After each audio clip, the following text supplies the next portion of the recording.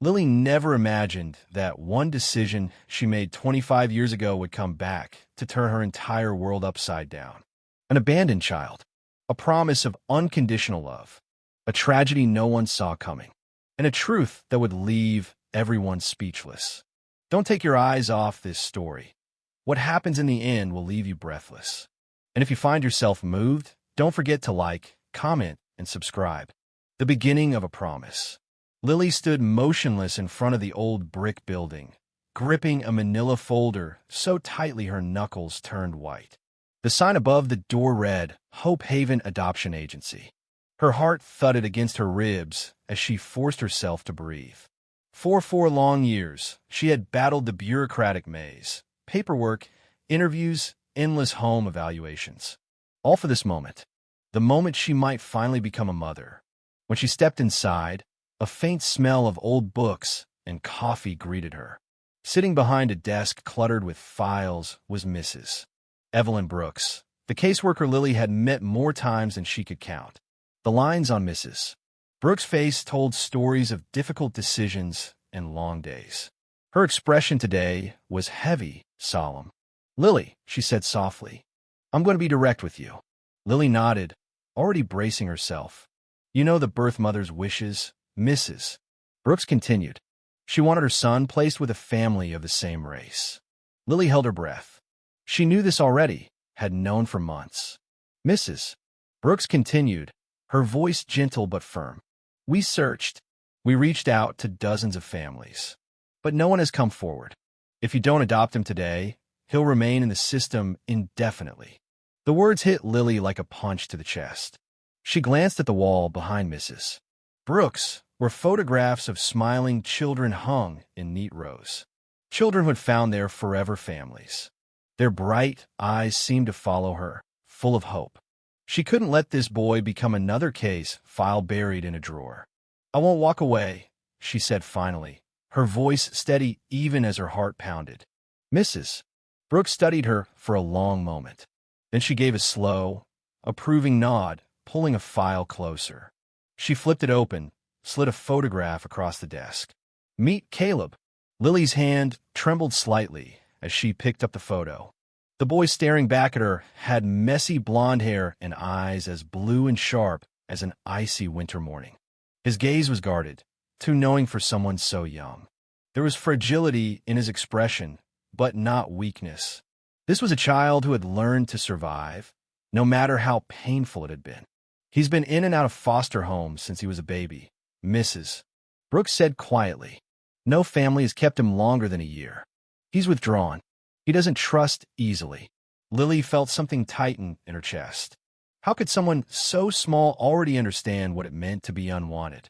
"We can finalize the paperwork in a few weeks," Mrs. Brooks said, "but I need to know, are you ready for this?" Lily's eyes fell back to the photograph. She understood exactly what she was signing up for. He wouldn't trust her quickly. He might never believe this was real. But she had fought too hard for this moment. "I'm ready," she answered firmly, bringing Caleb home. 2 weeks later, Lily stood outside a small, weathered foster home, her heart pounding. This wasn't the first time she had seen Caleb, but today she was taking him home. The door creaked open and a kind-faced woman stepped out. Mrs. Grant, Caleb's foster mother, offered her a warm but tired smile. "He's inside," she said gently. "Come on in." Lily followed her into the house. It smelled faintly of vanilla candles and laundry detergent. She scanned the room until her eyes landed on him. Caleb stood halfway down the hall, clutching a stuffed rabbit so worn its fur was nearly gone. His thin fingers gripped it tightly. His body was rigid, blue eyes flicking toward her for a moment, then quickly away. "Caleb," Mrs. Grant coaxed gently, "come say hello to your new mom." He didn't move. Lily crouched down to his level, keeping her voice soft. Caleb, I'm Lily." He said nothing. She wasn't surprised. Trust wasn't something he gave easily. Instead, she offered him her hand. His eyes flicked to it. Hesitant, guarded. This was the moment. He could refuse. He could run. Or he could take a single step forward. And then, he did. His small hand brushed hers just for a second. It was enough. Lily's heart swelled. Whatever challenges lay ahead, she would never give up on him. The first night, the car ride home was silent. Caleb sat in the back seat, still clutching his rabbit as though it was the only thing tethering him to this world. Lily caught glimpses of him in the rearview mirror. His expression never changed. When they arrived, Caleb hesitated on the doorstep. Lily knelt beside him. "This is your home now," she said quietly. He looked up at her then, his eyes searching hers. There was fear in his expression, uncertainty, but there was something else too, a flicker of hope. She offered him her hand again. Slowly, he took it. Inside, she gave him a quiet tour. His room was small but bright, with pale blue walls, a bookshelf full of stories, a desk by the window. He stood in the doorway for a long time before taking one slow step inside. Lily watched as his fingers trailed along the spines of the books. "Would you like me to read one to you tonight?" she asked. He hesitated, then gave a tiny nod. That night, after dinner, she tucked Caleb into bed. His rabbit rested beside him. She picked up a storybook and began to read, her voice low and steady. Caleb didn't speak, but when she glanced at him, she noticed his fingers clutching the blanket, grounding himself. By the end of the story, his eyelids drooped. "Good night, Caleb," she whispered. There was a long pause. Then a small voice replied, "Good night." Lily turned off the light, her heart full. This was only the beginning. Learning each other. The weeks that followed were slow, careful. Caleb rarely spoke. He never initiated conversation, but he watched everything. He followed Lily from room to room, staying close enough to keep her in sight. She never pushed him. She never forced him to talk. She simply let him exist beside her. Every morning, she made breakfast. Some days he ate while she was there. Other days, he waited until she left the kitchen. Every night, she read to him. He never asked for a story, but he never refused one either. One sunny afternoon, she took him to the park. He sat beside her on a bench, his fingers curled tightly around the hem of her sleeve as he watched other kids playing. When a little girl ran up and asked if he wanted to join, he shrank back. "That's okay," Lily said softly. "We could just watch." Later that night, as she tucked him in, she noticed him watching her intently. "Is everything okay?" she asked. After a long silence, he whispered, "Why do people stare at us?" Lily took a deep breath. "Because they don't understand. Some people think families have to look a certain way. But families are made of love, not just appearances." He seemed to think about that. "Are you my real mom?" he asked finally. Her breath caught. She brushed a strand of hair from his face. "I may not have given birth to you," she said, "but I'm your mom in every way that matters." He didn't say anything right away, but after a moment, he scooted a little closer. "Good night, Mom," he whispered. Lily kissed his forehead, tears burning in her eyes. "Good night, sweetheart." Growing together. Years passed. Slowly, Caleb changed. He no longer clutched his rabbit at every sign of anxiety.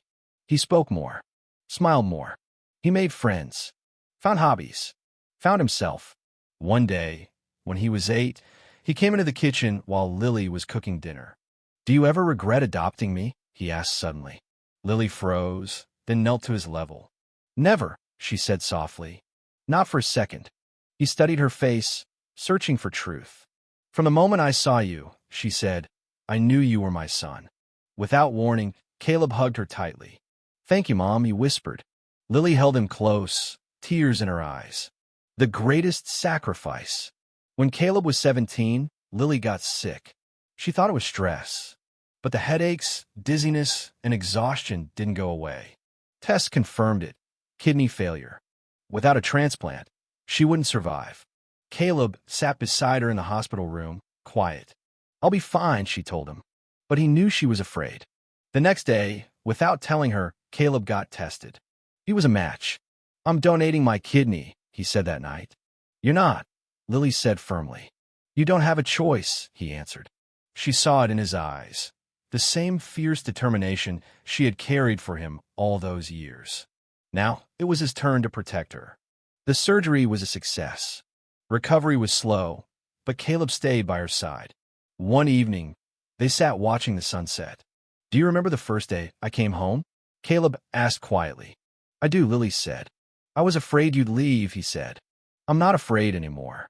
She turned to him, tears in her eyes. "I'll never leave you." A family forged by love. Their story wasn't perfect. It was built on love, trust, and sacrifice. Family isn't about blood. It's about who stands by you when it matters most. What about you? If you were Caleb, would you do the same for the person who raised you? Have you ever felt that family is not just defined by blood, but by love?